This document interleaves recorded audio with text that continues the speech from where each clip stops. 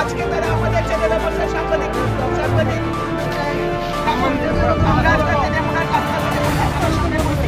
আমরা সাহায্য আমরা চাই সাংবাদিকের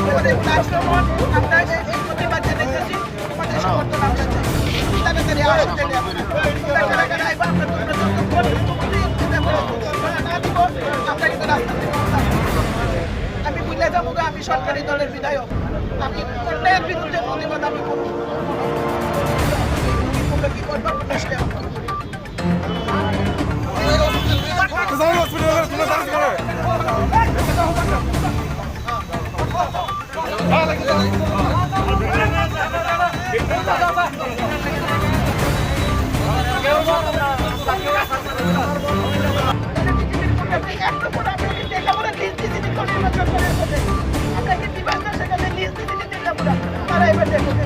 আমরা সরকার না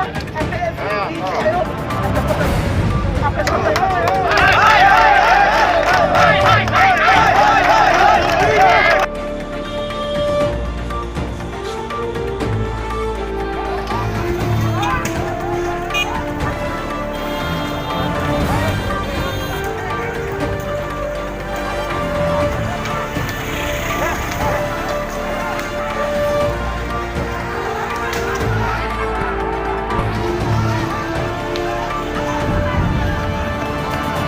সর্বদাই আইনকে মান্যতা দেয় এবং আজকে আইনকে মান্যতা দিয়ে যখন প্রশাসন আমাদের কথা দিয়েছেন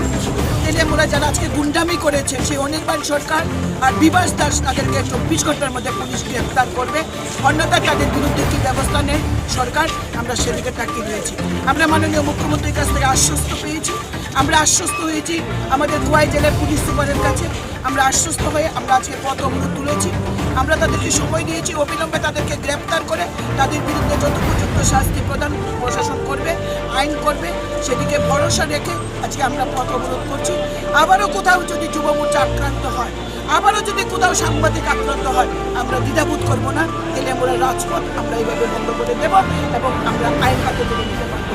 কিন্তু আমরা এটা করবো না আমরা জানি পুলিশ সেইভাবে কাজ করবে আমি জানি আমাদের সরকার কখনোই গুন্ডামিকে প্রশ্রয় দেবে না